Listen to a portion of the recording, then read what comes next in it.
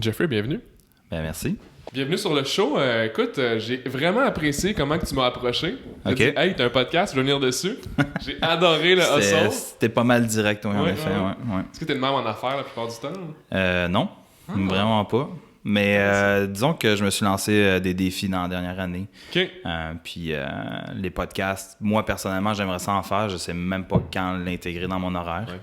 Mais tu je vois, me suis samedi dit... matin. Exactement, ouais. Non, mais c'est parfait, ça, Ouais. tu sais. Mais je me suis dit, regarde, si je l'essaye pas, je pourrais pas. Mais je trouvais qu'on avait un style qui fitait. OK. Puis c'est ça.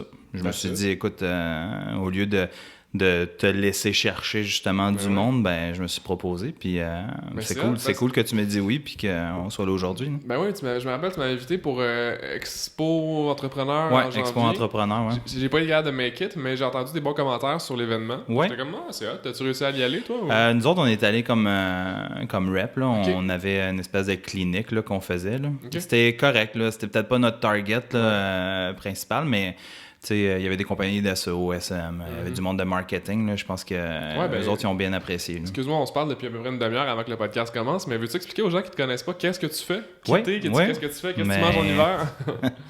Ben c'est ça, Geoffrey Blanc. J'ai cofondé MG2 Media en 2008. On est une compagnie, au plus simple, on pourrait dire une agence web, mais T'es jamais moi vraiment ça. Non, c'est ça. Moi, j'aime vraiment mieux me définir comme quoi on est une compagnie de développement web parce que c'est ce qu'on fait. On fait pas de marketing web, on vend pas ça. Nous, on est là pour créer des sites web complexes, là, que j'appelle donc sur mesure, du e-commerce plus avancé qui est orienté business to business. OK. Ou ça pourrait être B2C aussi, mais avec un tweak là, vraiment différent, soit au niveau de la façon de processer le shipping, de la façon de processer l'inventaire, etc. Là. Donc, c'est vers ça qu'on se dirige. Puis, on a ajouté environ, là, depuis les 2 dernières années, là, un volet développement d'applications mobiles qu'on connecte avec les sites web qu'on développe. Donc, pour nous, c'était juste une bonne façon de procéder. C'est drôle, je suis curieux par rapport à une affaire. C'est j'ai fait un cours de coding, puis il mentionnait dans le cours de te poser la question initialement si pourquoi tu développais une application, si c'était nécessaire dans le cadre de ta business. C'est vrai. Comment tu perçois ça? Ben en fait, avant de faire des applications mobiles, moi j'avais la philosophie de dire que les applications mobiles c'était mort. En fait, c'est super utile pour une banque, des affaires comme ça parce que tu en as besoin. Ouais. Mais le monde qui disait je veux une application mobile parce que c'est ça l'avenir, je pensais pour moi c'était pas vrai. S'en va pas dans cette Non, direction-là. c'est ça. Moi, je vendais plus le fait que, écoute, tu vas avoir un vrai site responsive, fait que ton site va s'adapter à ton téléphone. Puis les gens vont avoir bien plus de plaisir là, à naviguer plutôt que d'avoir une application qui est installée une fois puis jamais réutilisée. Exact. Puis finalement, tu sais, dans le développement d'applications mobiles, ce qu'on fait, c'est que Pas besoin de ça. on se concentre plus. Tu sais, on va faire des applications mobiles qui sont pas pour monsieur, madame, tout le monde. OK. On va faire des applications mobiles. Donner un exemple pour un client qu'on a en ce moment, c'est de l'inspection de bâtiments. Tu sais, c'est pour sa propre gang à custom, l'interne. c'est ça, ouais. Fait que, tu sais, ça va être utilisé par 30, 40, 50 utilisateurs that's it, là, ça finit là, mais pour lui, ça lui fait sauver du temps. Ouais. Fait que je suis plus à l'aise d'aller vers ça plutôt que quelqu'un vienne me voir et me dit je vais refaire un Facebook québécois, fais-moi une app mobile. Tu sais, regarde, je me dirige pas vers ça. Là. Ouais. Mais c'est Fait que, drôle parce que c'est une bonne réflexion, je pense, en tout cas de mon point de vue, parce que tu vois toutes les Alexa qui sortent, les Siri de ce monde, les c'est quoi l'autre, les Google Home, mais en avait-tu un autre, une joke, là, le Samsung Bixby, je pense? Ouais, c'est ça. les trucs intelligents, en tout cas, entre guillemets intelligents. De plus en plus que j'étudie, en tout cas, tout ce qui est application mobile, parce que je veux pas, tu sais, les consommateurs, de mon point de vue de marketing, ils doivent être sur certaines applications ou pas. Ouais. Puis tu te rends compte qu'ils sont tout le temps sur les comme 5-6 mêmes. Puis c'est souvent dans les top free sur le App Store, tu sais. Non, exactement. Puis c'est souvent des médias sociaux, des éléments, des plateformes de communication. Fait que là, quand t'es comme, je vais développer un autre Facebook ou de quoi de même, Non, là, non. c'était... Mais regarde, tu prends le téléphone de n'importe qui, genre 8 pages d'applications downloadées, t'en utilises réellement combien? là? Ouais. Tu sais, moi, personnellement, j'utilise, mettons, La Presse, Banque Scotia, puis Messenger. Là, tu sais, c'est ce que je vais utiliser. Information, communication puis entertainment. C'est ça. Puis après Netflix, ça, exactement. C'est ça. C'est- Fait que YouTube, tout ça, tu sais, lesquels tu utilises en temps réel. Ouais, je me challenge tout le temps à rester à une page, maximum une page. Ouais. Quand j'en ai sur d'autres pages, parce que je suis en test des affaires, puis quand tu te rends compte que tu l'utilises jamais, ben, scrap this. Exact. Puis, tu sais, c'est ça. Fait que dans le développement d'applications mobiles, ben, c'est vraiment plus orienté sur qu'est-ce qu'on peut faire pour améliorer ton entreprise à l'interne. là. en ce moment, on a une application là, qui est plus usagée, là, un site de revente de billets. Là, mais même encore là, il a ciblé son application pour les festivals, pas juste pour aller acheter des billets. Ouais, fait que c'est parce que tu peux... Regarde, la réalité là-dedans, c'est que tu peux perdre énormément d'argent rapidement dans le développement d'applications mobiles parce qu'il y a 2 tangentes. Maintenant, il faut que tu développes iOS puis Android. Maintenant, il y a des outils qui vont t'aider à le faire là, dans les deux, mais il y a beaucoup de monde qui font encore ça natif. Fait qu'ils vont payer une équipe pour faire du iOS, une équipe pour faire du Android, puis les coûts, là, c'est exorbitant. Là. Ouais, j'en doute pas. Fait qu'il faut vraiment que c'est une valeur ajoutée. As-tu un exemple de coût qui est comme... c'est comme quelqu'un qui a un projet en tête, t'es comme ça a coûté ça ou ça risque de coûter ça ou t'as fait comme non, j'embarque pas là-dedans, genre? Ben, ça arrive pas mal à tous les jours. Je veux dire, quand on fait des soumissions, tu sais, le monde, tu sais, une des affaires que je déplore beaucoup là, dans le monde du web, c'est que tu vas te faire, on part du principe, je vais me faire un site web, tu vas aller voir 10 personnes, puis tu vas avoir un range de, je sais pas moi, 5 000 à 50 000, 100 000, tu sais. Fait que là, toi, tu targets ce que tu veux là-dedans. Mettons, tu arrives avec une soumission à 25 000, ben tu vas te faire challenger pourquoi que t'as une aussi grosse différence. Fait que c'est un peu la même affaire avec le développement d'applications mobiles, tu sais. Tu pourrais aller le faire en Inde, tu pourrais trouver quelque chose, un gars dans son sous-sol, etc. Mais tu sais, les prix sont vraiment extrêmement variables, puis c'est vraiment difficile de s'y retrouver là-dedans. Là. Quand tu dis les prix sont variables, est-ce que tu mentionnes... ma question est plus, est-ce que tu vas vendre du value-based service, c'est-à-dire que tu vas vendre la valeur de ta solution au client, ou ça va être plus comme voici les taux horaires, le nombre d'heures qu'on va passer en prod, en pré-prod, ou des choses comme ça? Ça peut être calculé en heures, là, tu sais. Oui, ben c'est en fait, nous autres, c'est très rare qu'on va être juste en heures. On va être plus forfaitaire. Fait que c'est ce que je préfère le plus. Moi, j'ai toujours été dans le sens où dire à quelqu'un, prévois-toi un budget de temps, puis si j'explose le budget, c'est ta responsabilité de payer plus. C'est pas ma philosophie. Là. La philosophie de l'entreprise, ça a toujours été d'y aller avec un budget fixe. Puis de dire, écoute, c'est ça qu'on va faire. On va te faire un cahier de charge très précis, exactement. Donc, tu sais, je veux dire, si dès le départ, on n'est pas capable de te donner un prix précis, je pense qu'il y a vraiment un gros problème en partant. Tu n'as pas compris les besoins du client ou tu les as pas définis. Ou le client, s'il accepte d'y aller juste à prix à l'heure comme ça, ben lui non plus, il a peut-être pas compris ça. Mais tu sais, c'est un couteau à double tranchant parce que tu peux aussi te planter énormément. Mais après ça, c'est comment tu vas bâtir la relation avec ton client. Puis je pense que tout va découler de ça. Là. Si vraiment là, tu t'aperçois que tu t'es trompé, ben je veux pas me vanter, mais c'est rare qu'on se trompe énormément dans l'évaluation. C'est l'expérience à certains points. Là, donc, tu sais les fuck-ups que tu as eu, puis t'es comme, je répéterai pas ce parcours-là. Puis nous autres, on ramène souvent les clients à l'ordre entre parenthèses où est-ce que, regarde, les fonctionnalités, c'était ça qui était défini, puis on va rester dans ce créneau-là. Si tu veux aller dans quelque chose de différent, ben, tu fais un change request, puis tu redéfinis le projet. Là. Mais c'est comme ça. Ouais. Maintenant, moi, je me demandais parce que, mettons qu'on pousse plus dans la branche de l'application mobile, je suis curieux de savoir quel genre de business peuvent vouloir optimiser leur processus. On en parlait juste avant le podcast, là, mais est-ce qu'il y a une entreprise de service, ben, j'imagine, j'ai comme une idée en tête, tu aurais un évaluateur de bâtisse, puis là, il y aurait son application sur son cellulaire, puis là, il pourrait comme faire clac, clac, clac, rapport sorti. Ça pourrait vraiment ça pourrait l'aider. As-tu des exemples de business de service ou de produits qui verraient une utilité d'avoir une application mobile? Ben, les business d'inspection en bâtiment, c'est un must. C'est ça. Puis ils ont besoin d'une application pour une raison super simple. C'est souvent que tu fais de l'inspection en bâtiment, tu es au 3e sous-sol, tu n'as plus de réseau. Là. Fait que tu as besoin d'une application qui est capable de conserver le data, puis après ça, aussitôt que tu peux te reconnecter sur un réseau, ben, tu transmets l'information.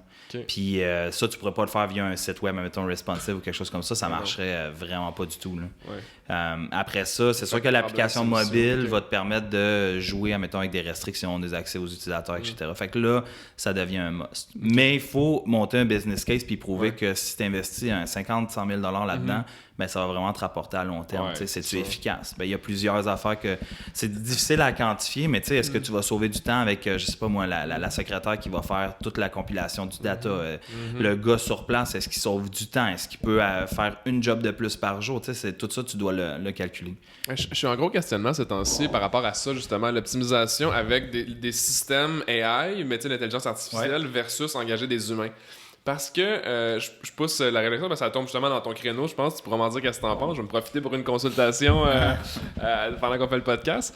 C'est que je regardais la possibilité d'avoir un système qui générait les rapports automatiquement mensuels, par exemple avec mes clients, mais pas nécessairement générer le rapport avec les recommandations. Il générait, il irait piger les stats sur chaque plateforme qui serait connectée dessus. J'ai vu une solution en ligne qui existe pour ça. Mais c'est très gros comme possibilité d'avoir des statistiques vraiment précises. La plupart du temps, le client il se fout complètement du rapport. Il veut juste savoir qu'est-ce qu'on devrait faire demain. Ça coûte 100 à 350 $ US par mois. Puis ça va chercher justement toutes les données sociales, si on veut, sur toutes les plateformes connectées du client, web, médias sociaux, etc. Est-ce que tu penses que de créer un système custom vaudrait la peine dans ce cas-ci? Ou d'engager quelqu'un à place de payer, mettons, un software qui est un petit peu impersonnel, puis... Ben, faut que toujours que tu évalues, premièrement, dans le langage du web, là, on va regarder les API. Donc, est-ce que... où est-ce que tu collectes ton data, mettons, de Google Analytics ou whatever, là, est-ce qu'il y a un API qui peut nous transférer l'information? Si oui, à ce moment-là, c'est quoi l'information qu'on peut manipuler? Puis après ça, encore une fois, ça revient à la même chose qu'on disait, c'est ça va te faire sauver combien de temps, puis ça vaut-tu vraiment la peine? C'est ça que t'as quantifié. Moi, je suis toujours... souvent, là, avec des clients, ils viennent avec des projets qui vont être... ils font le descriptif du projet, puis tu te dis ça existe déjà sur le marché ou c'est presque similaire, pourquoi tu le runnerais pas sur une plateforme là, comme ça? Donner l'exemple, on avait un client qui voulait faire l'espèce de formation en ligne, là, donc il vendait un cours, etc. On a tout développé la solution, mais il y a tellement de plateformes qui existent. C'est ça, exactement. Fait que va donc tester ce que tu as à faire en premier là-dessus. Puis vois si le monde y accroche ou pas. Là, c'est un bon point, ça, de tester puis voir ce que pour toi, qu'est-ce qui marche pas. Parce que souvent, tu te rends compte en utilisant des applications qu'il manque des features. Oui, exact. Tout l'ensemble de manque de features, de comparé à un autre, il n'y en a jamais un de parfait. Fait qu'à ce moment-là, peut-être de créer le parfait pour toi serait intéressant. Ouais. Ben, regarde, l'exemple le plus simple, c'est je suis une compagnie qui vend des t-shirts, puis je veux me faire une solution. On en reçoit des appels, on en reçoit des demandes. C'est comme, je veux faire du e-commerce. OK, c'est quoi ton produit que tu veux vendre? Ben, je veux vendre des t-shirts, mais y a-tu de quoi de spécifique? Non, ben, regarde, laisse faire. Je peux pas te faire, je peux pas rivaliser. Va avec un Shopify, roule ta business, regarde comment ça fonctionne, puis moi, je vais pouvoir intervenir quand tu vas avoir utilisé les limites de Shopify. C'est que tu vas te dire, OK, là, ça me sert plus à rien, je passe à un autre niveau. C'est aussi simple que ça. Là. C'est vrai. Puis c'est quoi tu dirais, mettons, là, on est en 2019, premier trimestre vient de s'achever. C'est quoi ton plus fou projet à date de l'année? Plus fou projet à date de l'année. Ben, en fait, c'est pas un fou projet, mais on a repris un site qui s'appelle Voilà Casting. VolaCasting.com. Dans le fond, lui, c'est des démos d'artistes, de voix, etc. Le client est venu nous voir, puis il nous a demandé si on pouvait refaire le projet en 2 mois, ce qui, dans le développement web, est comme irréaliste. Puis on l'a fait. C'est ça, on a fait de l'overtime, on a challengé notre équipe là-dessus. Puis ça, je suis vraiment fier de ça. Puis l'équipe elle a vraiment relevé le défi. On a livré le projet à temps, puis là, on est en développement d'autres features. Mais lui, dans le fond, une des urgences qu'il y avait, c'est que la plateforme qu'il y avait auparavant, elle fonctionnait plus. Tu appuyé sur un bouton, puis tu te croisais les doigts pour pas que ça explose. C'était rendu de même. Là. Il perdait de l'argent à l'heure. Ben, il en faisait plus. Aussi simple que ça. Ça vendait plus, ça répondait plus à ses besoins. Fait que ça a été de transiter vers une plateforme qui pouvait performer. Puis aussi y assurer, si tu veux, un downtime là, très court. Là, parce que lui, il fallait qu'il recommence à faire sa business. Fait que ça a été un des projets les plus fous. Sinon, la plupart des projets qu'on fait sont quand même toujours un peu fous parce que c'est des projets custom. Fait que, on a un projet sur quoi qu'on travaille en ce moment, c'est les petits jeunes qui jouent au hockey, ben, ils peuvent aller se créer leur propre carte, genre en ligne. Fait que ça, c'est un client qui va aller vendre ça à des clubs de... Je sais pas comment ça fonctionne, je suis pas un gars de hockey, mais qui va aller vendre ça à des clubs midget, etc. Puis ils peuvent aller générer leur propre carte, le parent la commande en ligne. Fait que c'est cool, là, c'est des petits projets qui sont vraiment le fun. Le projet de vente de billets, là, ça s'appelle ePass Live, ça c'est vraiment un projet assez fou. Là. Moi je trouve que ce projet-là, il n'y a pas assez de mérite sur le marché parce que ça rivalise avec les admissions, tout ça. Le gars, dans le fond, ce qu'il fait, c'est qu'il voulait rendre une plateforme accessible à... les petites salles de spectacle qui n'ont pas nécessairement le goût de se payer une admission puis de payer des gros frais. Fait que ce qu'on a développé, c'est de la vente de billets en ligne.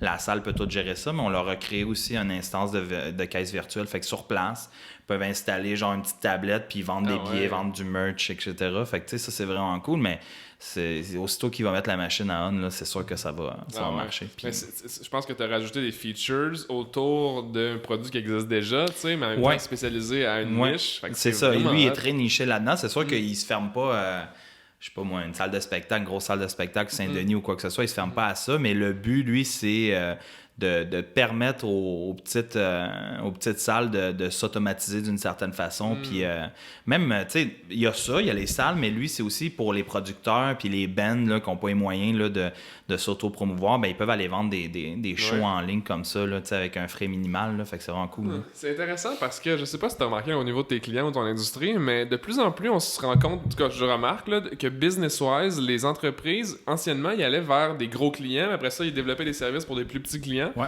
Mais j'ai l'impression que c'est l'inverse maintenant. T'sais, beaucoup de gens vont trouver des solutions pour des startups, des PM, des TP, tu sais. Puis ils vont builder la notoriété comme ça. Mais après ça, c'est ce qui m'est arrivé. Au début, je travaillais avec des travailleurs autonomes. Puis là, je commençais à avoir une notoriété. Puis là, je suis arrivé avec des plus gros clients. Fait que, qu'est-ce que tu penses qui explique ça? L'espèce de changement de type d'attaque de clientèle? Parce que tu en vois, j'imagine, des projets qui... Parce que, pourquoi je dis ça, c'est parce que je me dis, Apple, là, il rajoute un feature sur Eventbrite ou n'importe quoi. Là, ils font juste rajouter un feature. Qu'est-ce qui ferait que la solution de ton marché niche marcherait mieux qu'une grosse solution qui aurait un feature de plus, t'sais? Mais, tu sais, pour répondre à ta question... Il y en a eu plein, là, dans la même question. Oui, c'est ça, exact. En fait, je te dirais que, tu sais, tout le concept d'entrepreneur là, qui a explosé, là, disons-le là, dans les 3-4 dernières années, là, ça a mis beaucoup d'argent sur le marché. Tu sais, si je pense, admettons, à Futurpreneur qui te permet d'aller chercher un 50 000 $ avec... zéro background financier. Là. Ouais. Moi, j'aurais aimé ça, avoir ça en 2008 quand j'ai starté à business. En 2008, quand on a starté à business, là, la Banque Royale, pour ne pas la nommer, là, on ne dira pas la Banque Royale nous a donné des cartes de crédit d'entreprise, mais qui étaient sur nos dossiers personnels. Ouais. Ça nous a pris 3-4 ans à avoir un prêt. Puis après ça, BDC, c'est eux autres qui nous ont permis là, de croître là, comme on voulait. Là. Mais les banques font pas confiance. Mais aujourd'hui, faisaient pas confiance. Là. Je veux pas mettre les banques à dos, là, mais aujourd'hui, c'est ça, tu as un projet, je veux vendre des sandwichs sur le coin de la rue, Futurpreneur va te prêter 50 000 $. Ouais. Fait que mais entreprise de produits ou de développement, tout ce qui est dans le R&D, innovation, ils ont beaucoup plus de facilité à donner là-dessus. Beaucoup plus de facilité. Service, oublie ça. Hey, quand j'ai commencé, je suis allé voir toutes les possibles sources de financement pour m'aider à manger pendant que je développais ma business. Puis non, zéro. Il aurait fallu que je sois sur le chômage, que je déclare au bien-être social que je sois sur le bien-être pour que je pourrais avoir accès à un programme de développement d'entreprise. C'est la seule manière que j'aurais pu. Non, mais ça dépend peut-être des secteurs aussi. Là, mais moi, j'ai fait du coaching là, pour Futurpreneur, puis ils m'ont référé à une dizaine de projets. Bon, je pouvais choisir ce que je voulais là-dedans, mais j'ai vu des projets, tu te disais comment ils peuvent prêter à du monde de même. Là. Ben, je comprends dans la situation comme, hey, je suis bon vendeur, attention, j'arrive. Oui, exactement. Fait que, c'est un autre sujet, là, mais c'est un couteau à double tranchant. L'entrepreneuriat, comment ça a été développé, c'est vraiment, vraiment intéressant. C'est challengeant, c'est super pour la nouvelle génération. Mais arrêtez de prêter à n'importe quoi. Là. Vous mettez du monde dans la merde, entre parenthèses, parce que quelqu'un avoir un prêt de 50 000 $, tu sais quoi le rembourser un prêt de 50 000 $? Parce que 50 000 $, là, juste te le dire, là, nous autres, là, ça t'offrait même pas un mois, là, juste avec les charges, tout ça. Fait que, puis comment l'utiliser, etc., c'est une autre chose. Mais pour revenir à ta question, c'est ça. Je pense que l'accessibilité au financement puis la mode entrepreneuriale a fait que les clients ont changé. Moi, je te dirais que ma business roule à 75% sur des entrepreneurs. Là. Fait que des 1, 2, 3 personnes. Puis après ça, on a un client, on a TELUS comme client. On a des clients, des très gros clients aussi. Mais c'est pas rare de voir des projets là, à 50, 60, 100 000 venir d'une personne. Fait que ça, c'est quelque chose qu'en 2008, tu voyais pas aussi facilement que ça. Vrai, oui. En 2008, on a eu des projets qui étaient quand même assez élevés, mais c'était du monde qui avait déjà de l'argent pour affronter ça. Puis aujourd'hui, je vois du monde qui viennent nous voir puis qui sont comme monsieur, madame, tout le monde, comme moi, puis qui sont allés chercher du financement pour se lancer dans le projet. Là. Fait que ça, c'est vraiment... C'est selon moi ce qui fait vraiment la différence. Ça fait l'effervescence, c'est vrai. J'étais sur un comité, tu vois, cette semaine de développement... C'était quoi déjà? C'était un jury pour Ose Entreprendre. C'était un programme régional et national de projets entrepreneuriaux, tu sais. Puis c'était intéressant parce que on était avec une personne de la BDC, justement. Il y avait des gens de la Chambre de commerce, des gens du Centre Carrefour Jeunesse Emploi qui étaient sur le jury pour voir le potentiel de développement du projet, de la MRC aussi. Puis la fille de la BDC, tu as mentionné qu'il y était 40 reps sur la rive nord de la BDC. La BDC. Fait qu'ils chassent les projets à financer, là. Mais moi, je suis pas payé par la BDC, je suis pas... Je suis pas porte-parole, mais j'endosse la BDC à 175%. Là. Ouais. C'est eux autres qui nous ont permis vraiment là, de passer à travers les années, puis de croire, puis tout ça. Honnêtement, là, j'ai rien contre les banques, mais jamais je référerais une banque. Là. J'ai jamais... On en a fait 2 ou 3 différentes, là, puis à chaque fois, là, ça a été n'importe quoi. Là. Ah ouais, ils sont pas là pour nous soutenir. Ah oui, mais ils sont pas là pour te soutenir. Là. Puis ils sont pas là pour le restant. Ils vont te faire un prêt si t'es capable de prouver, etc., que t'as le backup pour faire. Mais, tu sais, la BDC, là, c'est tellement différent. Ils te font un prêt. Oui, les taux d'intérêt peuvent être plus élevés ou quoi que ce soit, mais une fois par année, moi, on va luncher avec notre directeur de compte. Il veut voir nos états financiers. Il nous a référé des clients.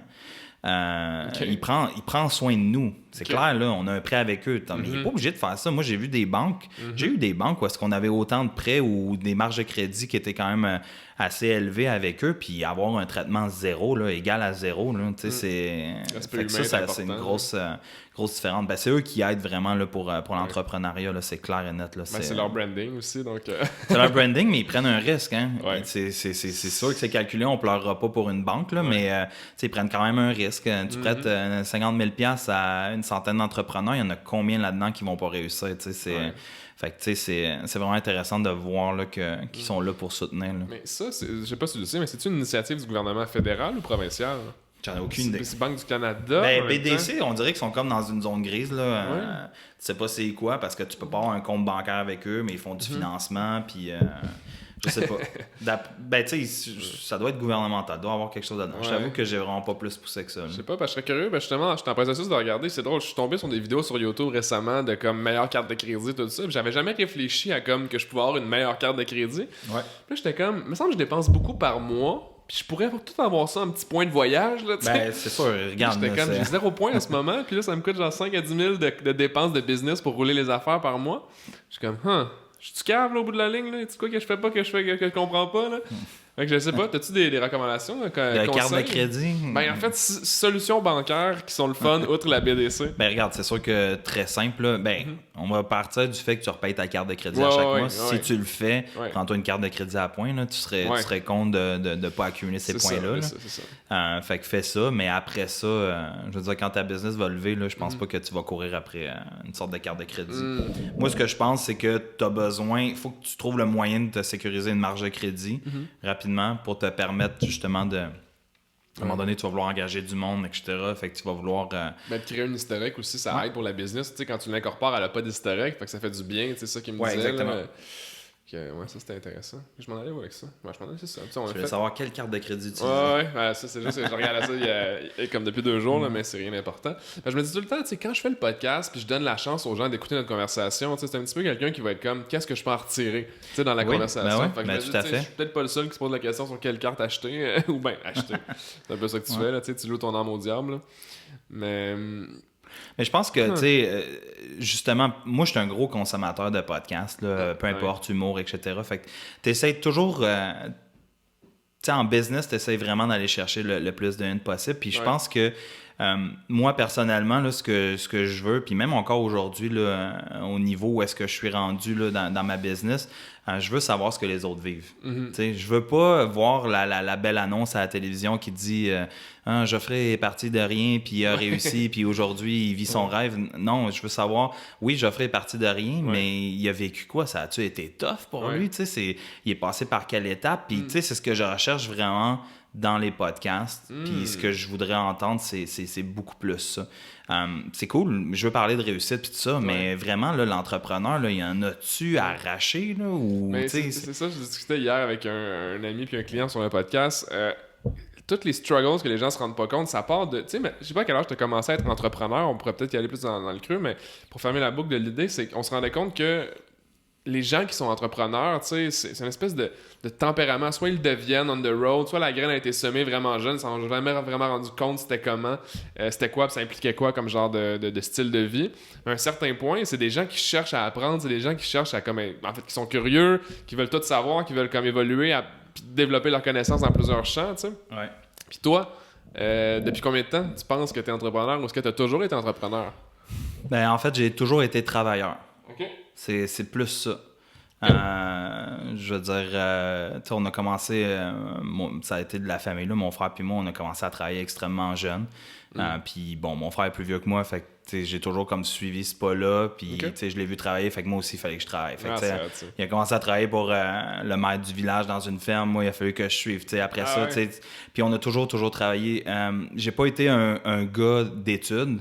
Ça, je l'avoue. Je me suis rendu jusqu'au HEC, mais bon, pour des raisons que j'avais pas fini mon cégep, etc., là, j'ai juste lâché, mais je le sentais pas. Là, c'était pas ce que j'avais.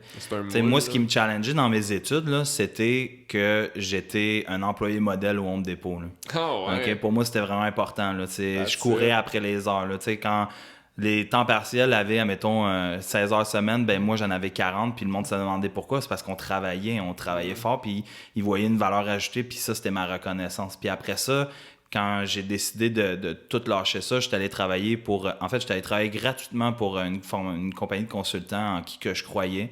Okay. Puis c'est là que tout a déboulé, que j'ai rencontré après ça mon partner dans une business de web dans le Vieux-Montréal, puis après ça, on a commencé à travailler.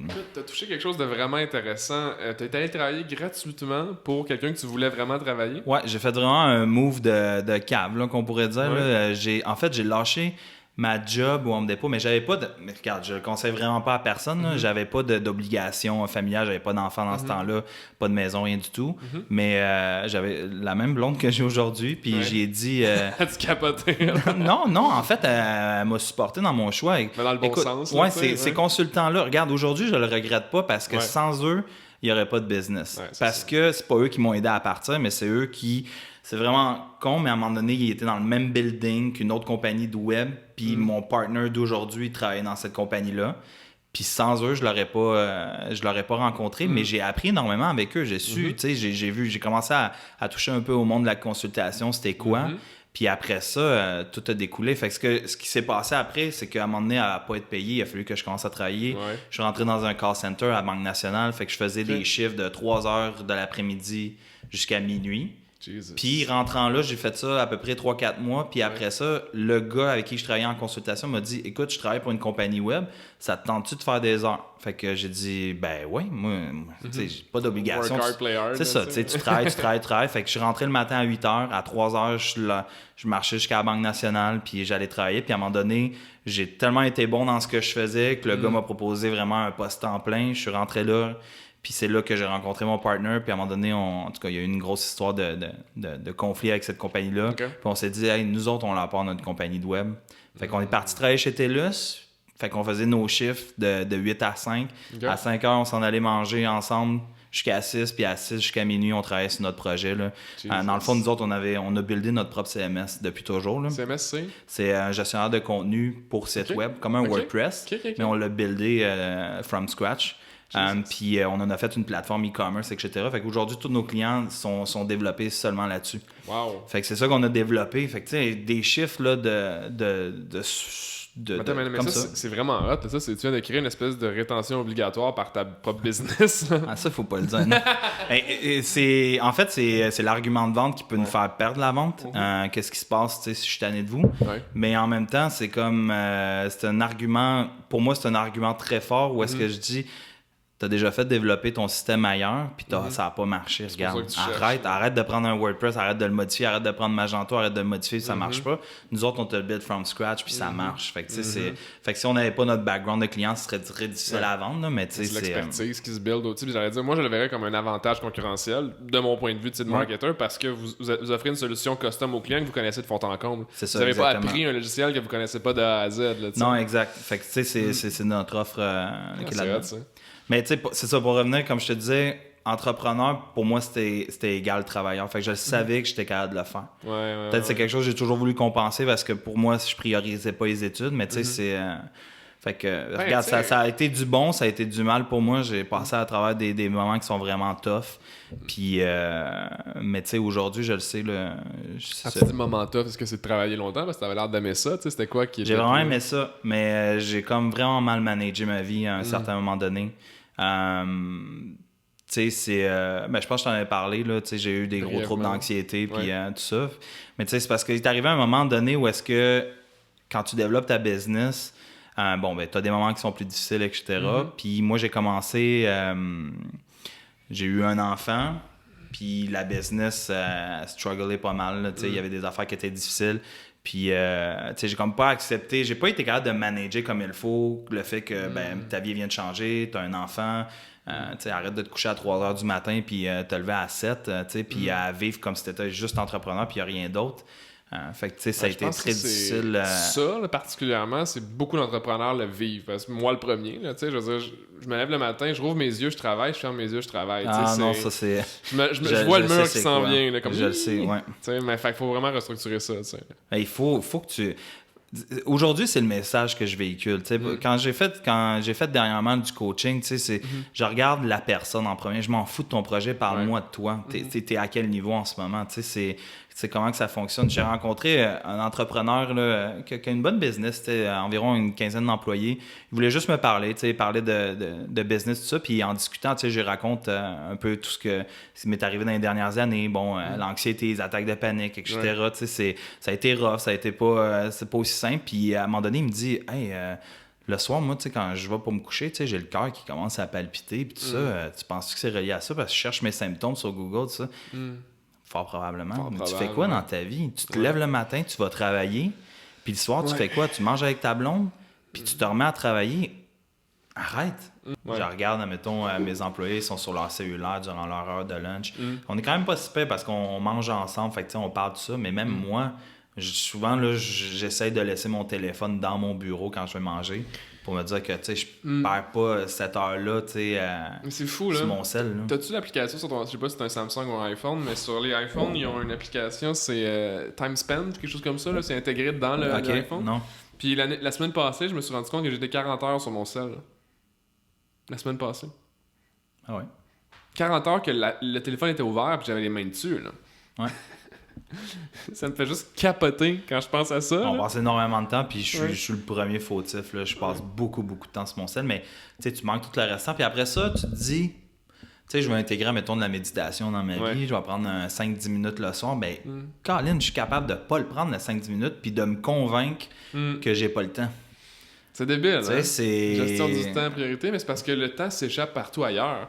Puis ça, c'est un message que j'aime de Gary Vee, c'est que, tu sais, oui, il dit, genre, consomme pas mon contenu, va travailler, fais tes affaires.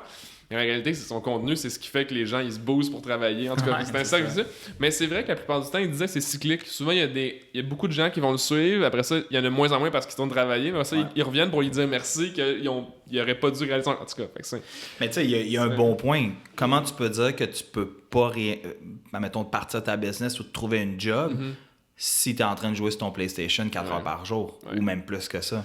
C'est comme ça, c'est les affaires. Tu sais, des fois, je me dis, j'aime ça gamer, là, j'aime vraiment ça, mais... c'est de l'escapisme, là, tu sais. Ouais, c'est ça, exactement. Puis des fois, je passe 1 semaine, 2 semaines sans ouvrir un seul jeu, puis je me dis, wow, OK, tu sais, j'ai été quand même... Ouais, c'est ça, j'ai quand même été pas mal busy. Mais après ça, quand tu te mets à jouer, puis tu dis, oh, je viens de passer 4 heures à jouer à Spider-Man... Qu'est-ce que j'aurais pu faire de ces 4 heures-là? Surtout que ma to-do list est longue, s'il vous plaît. C'est comme... Fait que la gestion du temps, c'est pas nécessairement évident. On est des humains aussi, hein? Oui, l'affaire qui arrive, faut pas être... Tu sais, quand je regardais mon 40 heures par semaine que je gamais, que j'étais sur mon cell, je veux dire, tu sais, je réalisais que j'avais peut-être besoin de ces moments-là de pas travailler parce que j'étais comme trop dans mes affaires, je perdais la perspective. Puis c'est ça qu'il faut faire attention, tu sais, les 40 heures billables, tu sais, par semaine, c'est que si tu travailles 40 heures bilan par semaine, ça veut dire que tu es tout le temps concentré toute la journée. C'est potentiellement impossible de garder ton focus pendant 10 heures. Là, ça veut dire que tu n'as aucune relation qui sont inutiles, quote unquote, mais tu sais, du bizdev, du relationnel, quand tu parles à tes employés, tu ne quantifies pas ça. Mais c'est important d'entretenir les relations aussi. T'sais. pour autre chose que du billable hours, tout ça. Okay. Mais ça, c'est drôle que tu dises ça parce qu'en ce moment, justement, on est en train vraiment d'évaluer la capacité de plancher là, à la job. Puis, tu prends, mettons, 40 heures d'un dev. Puis, nous autres, ce qu'on calcule, c'est que notre capacité de plancher, elle est réelle seulement à 30 heures. Fait que tu te dis, crime, ça fait aucun sens. Tu es en train de me dire qu'il y a 10 heures qui est à tes frais. Mais oui, il y a réellement 10 heures qui est à mes frais. Puis, tu sais quoi, j'ai même des doutes que 30 heures, c'est une capacité réelle.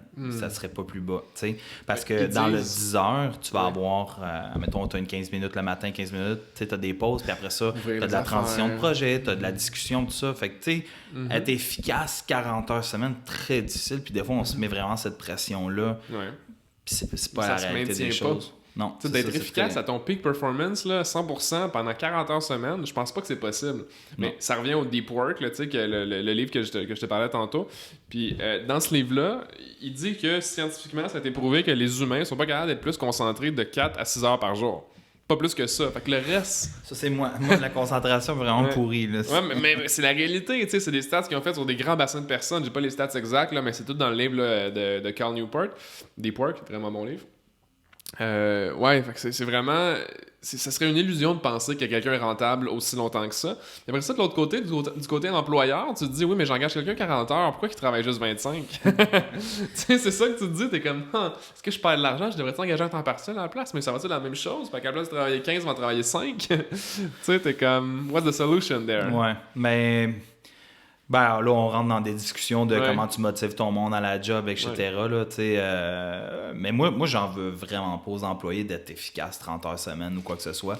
Pour moi, c'est une réalité des choses parce que, en tant que. Tu sais, faut être honnête, là. Tu sais, dire que tu fais 60 heures semaine, etc. Tu sais, tu le fais pas réellement parce que t'as plein de moments où est-ce que t'es déconcentré, etc. Fait que, tu sais, eux autres, comment tu veux qu'ils soient, là? Dis-toi, tu leur demandes d'être 40 heures devant un écran à pas bouger. Tout le temps s'il te plaît, va pas aux toilettes trop souvent. C'est ça, exactement. Tu sais, c'est impossible. Fait que c'est de trouver après ça. Pour moi, l'important, c'est pas le 40, mais c'est de m'assurer que le 30 heures soit optimal. Puis après ça, dans le 10 heures, c'est correct, ça fait partie de la business. Fait que tu revois toute ta façon de vendre les projets, ta façon de gérer la business. Puis, exact. Fait que... Ouais, non, c'est vrai. Ça, c'est assez tough. L'aspect de gestion de temps, gestion des ressources humaines. Tu sais, pas parce que c'est tough les ressources humaines, mais c'est parce qu'on est des humains, c'est tout est anormal. Tu sais, il n'y a pas de standard, tout le monde est différent, on a des attentes différentes. Tout le monde est différent, t'as touché le bobo là-dedans. Ouais. Si t'essayes de... À part peut-être en usine, mais même encore là, je me dis, en usine, ils doivent gérer des cas, ça doit pas être possible. Là. C'est sûr. T'sais, tout le monde est différent. Tu établis des règles, tout ça, il y a quelque chose qui va pas satisfaire à quelqu'un, ça va engranger quelque chose d'autre. Non, je suis d'accord. Puis t'as pas encore d'employés, mais à partir du moment où est-ce que t'as des employés, c'est là où est-ce que tu te rends compte, tu essaies de faire ce qu'il y a de mieux pour eux. Quand t'en as un, c'est correct, tu essaies de faire ce qu'il y a de mieux pour lui. Mais quand t'en as deux, tu essaies de faire ce qu'il y a de mieux pour eux. Mais lui, tu as déjà donné de quoi. Fait que l'autre, tu vas faire quoi? Puis là, tu rajoutes du monde. Fait que, c'est une autre affaire que j'ai vraiment appris, là, c'est tu peux pas satisfaire tout le monde. Fait que, T'as-tu déjà lu le livre de Andrew Grove, le CEO d'Intel? C'est quoi? C'est High Output Management? Là, je me sens vraiment poche parce que jusqu'à date, j'en ai lu aucun de tes... Non, mais lu, ça peut être l'écouter en livre audio ou des trucs de même, là, mais non, mais c'est correct parce que... Mais c'est pour ça que j'aime... Récemment, là, mais t'as vraiment beaucoup de livres, puis t'as l'air de quelqu'un qui lit vraiment beaucoup. Je suis très autodidacte. Puis c'est pour ça que les podcasts, moi, j'aime ça parce que j'aime mieux écouter de quoi, c'est short, puis that's it. J'en ai des audiobooks, là, mais tu sais, quand tu regardes l'audiobook, puis il fait 10 heures. Là, moi, j'adore ça. Comme, OK, là, on va commencer les 2 premières heures, mais tu sais, les 2 premières heures, tu les mets en loop parce que tu te souviens plus. Fait c'est plus difficile. Fait que j'aime beaucoup le concept de short and sweet. Là, c'est justement parce que l'attention est pas nécessairement là. Moi, je pense que le long form content, là, comme ça, un livre audio, un podcast de 1 heure et plus, là, c'est intéressant, mais en même temps, c'est pas fait pour tout le monde non plus, le type de produit. Mais je pense, moi, comment je consomme du vraiment long contenu, mettons un podcast de 4 heures de Joe Rogan ou quelque chose comme ça, je l'écoute pendant une semaine. Tu sais, c'est mon dada pendant une semaine. Exactement. Ben, c'est la meilleure façon, je pense, de le faire. Parce que c'est ça, tu vas manquer des petits bouts, tout ça, tu vas revenir en arrière, mais non, c'est vraiment intéressant. Mais pour revenir au livre que je te mentionnais, c'est que ce qui est drôle dans Intel, que je trouvais... J'ai juste commencé, je suis rendu au chapitre 5, là, mais c'est parce que ça ne touchait pas réellement ma réalité d'actuellement d'avoir plein d'employés. J'étais comme, je voyais pas nécessairement la valeur sur les médias, mais j'ai été jusqu'à un point où ce qui mentionnait qu'à un certain point chez Intel, il y avait, je pense comme pour, je vais pas dire n'importe quel chiffre, mais c'est un ratio complètement niaiseux, là. Il y avait peut-être 35 000 managers pour 50 000 employés. Ah ouais. Tu sais, genre, des affaires de même ouais. là, qui n'ont pas rapport, dans le sens qu'ils se rendaient compte que, comme tu mentionnais tantôt, tu sais, tu commences à être employé, tu fais un projet, mais là, tu deviens un gestionnaire de projet. Puis là, t'en gères 3 autres qu'eux, ils font le projet, que de maintenant, les autres, ils deviennent gestionnaires aussi, puis eux, chacun en gère 3, tu sais. Ce qui arrive à un moment donné, c'est qu'il y a tellement de management dans une business, mais ça m'a fait penser à la structure un petit peu que tu mentionnais, comment rentabiliser tout ça, mais au gouvernement aussi. C'est tous des managers de leur propre petit monde. Ouais, exact. Fait que ça doit tellement créer une lenteur d'exécution en termes de justement, on va faire des nouvelles routes, on va faire des ci, des ça. Moi, ça me fait capoter, là. C'est genre, c'est pas penser optimisation, c'est penser renouvelons notre bail dans 4 ans, là, tu sais. Ouais, exact. Fait que c'est débile, là. Mais tu sais, il y a des entreprises qui font du bon travail dans ce sens-là, tu sais, comme, mettons, des jardins ou autre, je vois beaucoup, là, parce que... C'est volontaire. Ils ont des structures d'upgrade de leurs employés. Ouais, mais ils sont en train de se diriger vers, tu sais, justement, des exécutions de projets de style agile, etc. Fait que, tu sais, s'ils veulent rendre vraiment la gestion de projet puis l'exécution différente, parce qu'ils savent que, tu sais, ils sont dans une grosse corporation, puis, tu sais, ils vont faire des plus petites équipes pour opérer, mais c'est sûr qu'il n'y a pas de formule magique. Là, à un moment donné, quand tu es rendu à 50 000 employés, je pense que ça finit à être pénible. Mais il y a quelqu'un l'autre fois qui me disait, je ne veux pas nommer de compagnie là, parce que je ne veux pas m'avancer, mais ils se sont rendus compte qu'ils ont trouvé 5 personnes qui étaient managers de personnes. Ouais. OK. Fait que 5 personnes, vraiment, tu sais, à un moment donné, ça devient ridicule. Mais regarde, je suis pas rendu là. Je pense qu'à la quantité d'employés que j'ai... Mais en même temps, tu sais, tu penses au board, tu sais, les gens qui vont exécuter, puis après ça, eux, ils gèrent juste les gens qui vont donner de la job aux gens qui exécutent sur leurs équipes. Ça fait du sens, mais en même temps, c'est une scène, là. C'est un niveau de gestion qui est vraiment... vraiment... Tu sais, ta semaine au complet, c'est de gérer 5 personnes. Mais qui s'assure qu'eux gèrent peut-être 350 personnes en dessous. Ouais, exact, ouais. Fait que c'est un autre palier, là, mais... Jesus. Hey, ça va faire quasiment 1 heure et quelques qu'on jase. Good talk. T'as-tu quelque chose à vendre? À vendre? Ouais. Si t'avais de quoi à vendre aujourd'hui, là, now's the time, avant que la caméra shut down. Ouais, c'est vrai. Non, j'ai rien à vendre. Ok, cool. Je pense que j'ai parlé de ma business. Pour moi, c'était pas. Je suis pas venu ici pour je fais vendre des farces, là, mais G2, là, souvent, ça peut être le fun parce que, tu sais, là, depuis la dernière fois que j'ai recommencé, il y a eu 1000 écoutes de plus sur le podcast. Fait que, je veux pas, il y a des gens qui l'écoutent. Je sais pas c'est qui, sauf toi qui me colle en l'écoutant. Mais non, moi, dans le fond, ce que j'ai à vendre, puis le message que je veux véhiculer de plus en plus, parce que, tu sais, t'es le premier podcast, mais, tu sais, je vise à essayer d'en parler plus. Moi, c'est vraiment l'entrepreneuriat. Que je veux qu'on revoie différemment. Je veux que les gens soient mieux préparés à soit fonder une entreprise ou à fonder un produit parce que, comme j'ai dit, on a fait des super progrès. Je veux dire, les incubateurs, ça a explosé à Montréal. Il y en a partout. C'est vraiment cool tout ça, puis j'apprécie ça, puis ça nous fait rayonner. Ouais. Mais il faut revoir l'être humain là, au départ, puis ça, je pense, c'est ce qu'il y a de plus important. J'ai vu beaucoup de monde, puis il y a du monde super fantastique, des entrepreneurs qui en ont arraché autant que moi ou quoi que ce soit, puis du monde qui ont du vécu, puis je pense que ça, c'est précieux. Là. Je pense que tu l'as, ton podcast. Là. Ah, oui. Faut juste trouver un nom, puis... ouais, ben, tu sais, c'est... en fait, tu sais, je veux pas faire la promotion. « Hey, entrepreneur, c'est vraiment difficile. » C'est comme... Non, c'est plus... Entrepreneur, prépare-toi, OK? Puis c'est pas juste prépare ton plan d'affaires puis ton produit, il est mieux d'être solide. Non, prépare-toi mentalement, physiquement, parce que si ça, tu l'as prêt au départ, là, le restant, pour moi, là, c'est de la petite bière. Là. Je pense que c'est là aussi, là. Tu sais, gérer des ressources humaines, faire des meilleures ventes, gérer un projet, apprendre de nouveaux skills, c'est toutes des affaires qui peuvent s'apprendre. Oui, exactement. Faut que tu te connaisses au début, fondamentalement. Faut que tu te connaisses, puis je pense que connaître ses limites aussi, c'est important. Ouais. Tu sais, trop pousser puis trop croire, mais encore une fois, c'est comment que les gens interprètent ce qu'ils regardent, parce que quand tu regardes les motivateurs, lâche pas, même quand c'est dur, fais faillite, reviens. Regarde, il y a une limite, là. Mais un livre là-dessus, là, que si je pourrais donner ça en cue pour les gens, c'est un autre livre, là. Ça s'appelle The Dip, de Seth Godin. Puis il dit, quitte quand c'est le temps d'arrêter. Oui, exact. Abandonne quand t'es dans un creux, puis tu vois, ça mènera absolument rien parce que c'est normal. Il faut que t'arrêtes. Il est où ce moment-là? T'es-tu capable de le dire? Lis le livre. C'est genre 50 pages, c'est vraiment pas long. Là, 50 pages, je vais être capable de le lire. Ah ouais, short attention. Là, non, mais vraiment bon. Puis honnêtement, ça, c'est pour tous les gens qui se posent la question de quand est-ce qu'ils devraient abandonner. Je pense que c'est logique. Puis il dit, ceux qui abandonnent au bon moment, c'est eux qui réussissent pour vrai. Parce qu'abandonner, ça veut pas dire que c'est un échec personnel ou whatever, ça veut juste dire que t'as donné ton énergie dans une situation qui mène à rien. Fait que sois juste assez intelligent pour te rendre compte que ce chemin-là mène à rien, tu sais. Ben exactement, puis tu sais, je veux dire, faire une faillite, c'est pas un échec, là. Le monde doit pas le voir. Bon, regarde, on peut-être financier, là, tu sais, mais oui, ça peut être comme ça, mais tu sais, pour moi, c'est un apprentissage. Si vraiment tu trouves ça comme étant un échec, puis je pense que c'est pour ça que le monde ne veut pas quitter. Parce qu'ils se disent, hey, j'en ai tellement parlé à mes amis, là, j'ai tellement. Puis je vis la même affaire, là, confidence. Là, moi, ouais, c'est ça. Moi, je me sentirais vraiment mal de fermer la business demain. Puis, tu sais, je me dirais, hey, comment que mes amis vont me voir, comment ma famille va me percevoir. Mais il y a quelqu'un cette semaine qui m'a dit, t'as plus rien à prouver, là. Puis, t'as rien à prouver à personne. Tu sais, t'as fait ce que tu pouvais.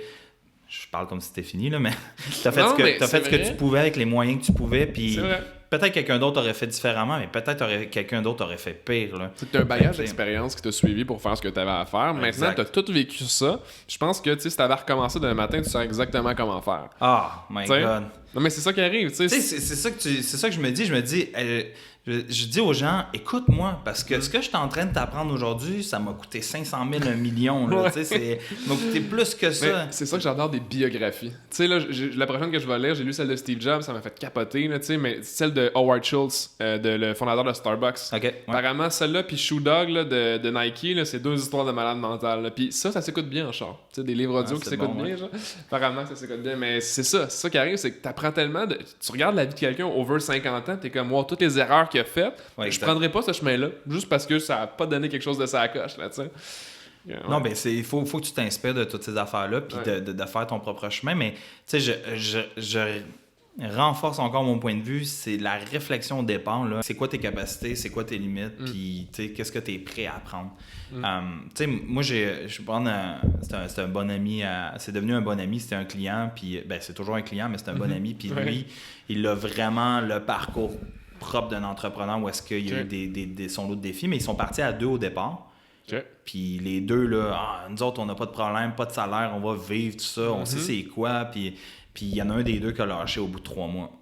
Puis l'autre qui a continué à avoir de la misère, à avoir, tu sais, justement, à travailler, puis tout ça, mais qui a jamais lâché son produit, puis son projet, puis qui a toujours gardé ça en tête. Puis, tu sais, pendant un bout de temps, on se parlait quasiment à tous les jours.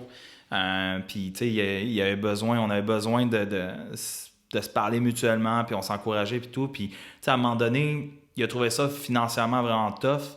Puis, tu sais, j'ai dit, regarde, t'es capable de rouler ta business, continuer. Le temps que tu replaces tes affaires, il était comme en transition à se trouver un autre partner. Retourne travailler. Retourne travailler, ça m'a enlevé une pression. Tu sais, au début, il voulait pas. Finalement, il est retourné travailler. Il est allé chez Costco. Il a travaillé. Puis c'était plate, Costco. Ça, c'est clair et net. Tu es un entrepreneur retourné à travailler. Tu te dis, qu'est-ce que je fais là?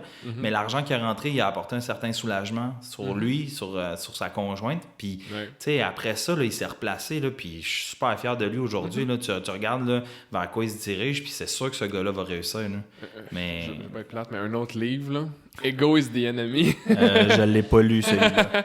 Non, mais ego is the enemy, c'est ça. Tu sais, mets ton ego de côté quand t'es entrepreneur parce qu'il va falloir que tu passes par-dessus, puis pas rien qu'une fois, là, tu sais. Oui. Ça, je l'ai appris, puis j'aime ça me le rappeler, que genre, faut pas que tu tombes dans l'ego. Faut vraiment que tu restes le plus loin possible de ça parce que ça mène absolument à rien de bon. Tu sais, c'est de la vanité, là, tu sais, c'est comme, j'ai un client à un moment donné, je n'aimerais pas de nom, mais tu le sais que je parle de toi, hein? Il disait qu'il mettait juste il boostait ses publications sur Facebook, mais c'était juste par ego. Il voulait avoir des gros chiffres. Ah ouais? J'étais comme, moi, mais ça sert à rien. Il était conscient, on disait ça en niaisant, là, puis il était vraiment conscient, mais ça sert absolument à rien de voir 53 000 views sur ta publication. T'as pas 53 000 nouveaux amis, là, tu sais. Hey, c'est drôle, il y a un gars qui s'appelle Simon Paquin qui a fait une story là-dessus. Qui ça? Je connais. Ouais, mais pas longtemps que t'as sorti ça, me semble, t'as parlé. Arrêtez de calculer vos nombres de views. Oui, j'ai une capsule récemment, ouais. Hey, man, je fais tellement de contenu, je sais pas sur laquelle. Ben, c'est drôle parce que j'étais en réflexion, puis je me disais, il faut que je score des views si on sort un podcast ou quoi.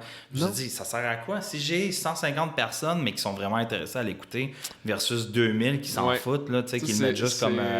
C'est la théorie du 1000 True Fans, ça. Tu sais, c'est où est-ce que si t'as 1000 personnes qui te donnent 1000$ par mois, t'es milliardaire. C'est ça. Fait que est-ce que financièrement, tu peux l'appliquer à n'importe quel concept, là, tu sais, bien entendu, mais au niveau de cash, je sais pas si je fais le bon calcul, là, au multimillionnaire, là, mais 1000 fois 1000, il me semble que ça fait 1 milliard là, de mémoire. Quelqu'un pourrait me corriger, s'il vous plaît? 1 million, ouais. 1 million, ouais, qui était 1 millionnaire. million, c'est bon. Ouais, mais ça va se prendre, là, non, 1000, ouais, hein. 1000 fois 1000? Combien de zéros? On va voir qu'on est pourri en maths. Moi, les maths, ça n'a jamais été ma force. Marketing, je suis bon, par exemple. Non, mais tu sais, c'est pour dire que ça s'applique dans tout. Comme t'as pas besoin nécessairement de voir des gros chiffres, parce que, ironiquement, moi je peux en parler parce que Jacob, c'est un de mes clients, puis de Quantum Training, en fait. Puis on a augmenté de 1000 followers pendant un an. Tu sais, 1000 followers sur sa page Facebook, quand il y avait des croissances de 500-600 par semaine, avant qu'on commence maintenant à travailler ensemble, mais Facebook a fait des gros changements, t'as plus le même reach des pages et tout, blablabla, ça c'est pas important. Mais ce qui est important de se rendre compte, c'est qu'on est parti de... On rejoignait par mois 25 000 personnes, mais là, on rejoint 75 000 personnes avec 1000 followers de plus. Okay. Ça veut dire qu'on a engagé énormément l'audience, fidélisé. Et là, quand il sort des trucs en ligne, des produits, ça se vend 3 fois plus, comprends-tu? Parce que les mêmes personnes sont beaucoup plus engagées, fidélisées par l'audience. Moi, je suis un peu contre booster ou mettre des publications du média payant en tant que tel, à moins d'avoir un objectif de vente directe. Si c'est pour la notoriété, ça t'amène aucune notoriété. Ça fait absolument aucune notoriété. Mais tu sais, c'est drôle hein, parce que moi, ce que je dis, j'ai souvent conseillé à des clients, ils viennent faire leur projet, tout ça, puis ils me demandent, OK, c'est quoi la prochaine étape? Fait que, tu sais, naturellement, tu répondrais quoi? Ben, marketing web, tu sais, SEO, SM. Puis moi, je suis comme, non. Il y a des clients, j'ai dit, la prochaine étape, tu prends le téléphone, tu fais du cold calling. On est en 2019, tu me demandes de faire du cold calling. Ouais. Ben, c'est la meilleure manière de... Investis là ton argent. Il y en a un de mes clients, il a mis comme 10 000 $ en AdWords. Ça lui a ramené combien de clients? Zéro. Open bar, ouais. Zéro. J'aime ça quand Pogne le téléphone. Je vais pas être méchant, mais quand je tire sur les pages jaunes, là, puis genre les clients, je prends leurs 10 000 $ qui ont investi dans les pages jaunes, puis je leur dis, mets-le dans ton temps à la place. Ouais, exactement. Mais tu sais, c'est comme prendre le téléphone, appelle du monde, puis c'est comme ça qu'il build sa business. Ouais.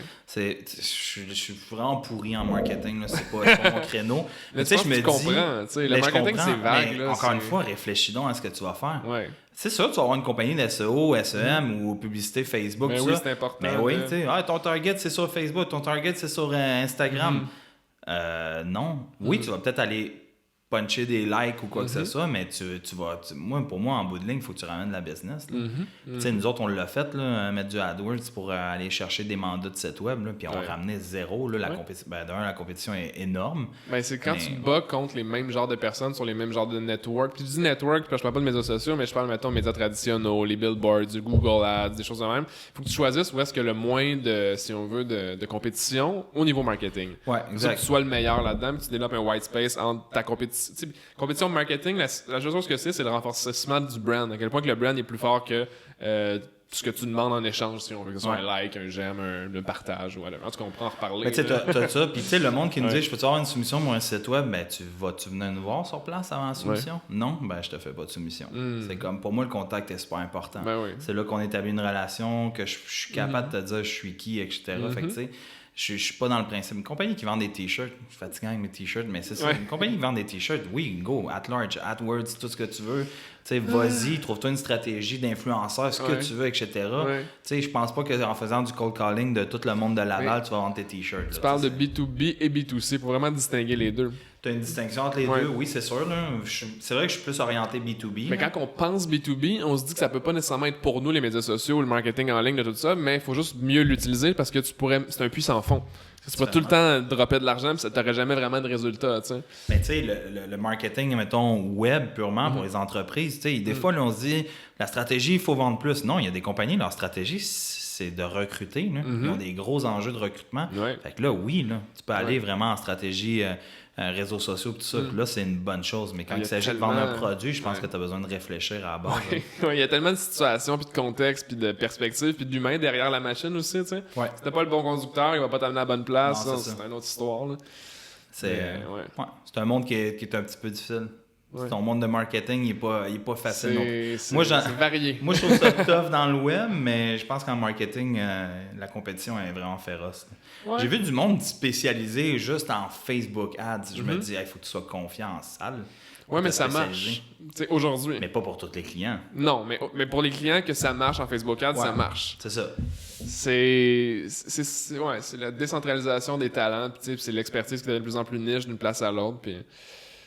Ouais, je trouve ça. Moi, je me spécialise en développement de marque. Mais je suis pas un expert web, expert ci, expert ça. C'est développer une marque. Mais comment qu'on y va? Ça veut pas dire que ça va parler des médias sociaux. Je trouve ça intéressant. C'est peut-être pas nécessairement ce que... Exactement. Tu sais, tu vas aller voir une compagnie de marketing web, puis ils vont pas te parler de la marque, puis tout ça. C'est toujours... Puis ça, c'est vraiment pas facile non plus. Là. Puis, c'est des grosses réflexions, c'est de l'accompagnement stratégique. Convaincre ton client. Là. Il se convainc lui-même. À droite, mais tu vas lui dire non, on s'en va ailleurs. Là, Mais souvent, honnêtement, c'est facile parce qu'ils savent réellement ce qu'ils veulent. Ils savent juste pas comment le vulgariser. Ils savent juste pas comment marketingment exprimer ce qu'ils veulent, qu'ils ont comme ambition. T'sais. Puis souvent, c'est rarement une question d'argent. Une question de genre, je vais tout faire pour me rendre anyway, fait que montre-moi le bon chemin. T'sais. That's it. C'est cool. Ouais. Hey, merci, Jeffrey. Ben, merci à toi. C'est vraiment cool. Ouais, vraiment, j'ai vraiment apprécié. Puis, malgré les petits shutdowns, j'espère que ça n'a pas trop coupé le son là, à mi-podcast. Mais oui, on a nos mics. Mais ouais, Take-Two à un moment donné, ce serait cool. Ben, c'est sûr. Beaucoup de sujets sur l'entrepreneuriat, mais en fait, les prochaines choses que je veux qu'il arrive, c'est que tu startes un podcast puis que tu me l'envoies en DM. OK. Fait que challenge on cam, Jeffrey. Il faut que je mette ça en place, c'est sûr. Ouais. Mais en fait, tu sais, pour le podcast, là, c'est... En fait, je pensais passer directement dans mes clients qui sont vraiment très orientés en entrepreneurship, puis tu sais, d'aller avec eux. Tu connais le monde que tu m'as invité sur ton podcast. Ouais, tu le sais déjà. Je suis déjà prêt pour ça. Cool. Hey, namaste guys, je vous aime bien, mais on doit se sauver. Passez une belle fin de semaine, puis on se reparle. Merci. Ciao. Ciao.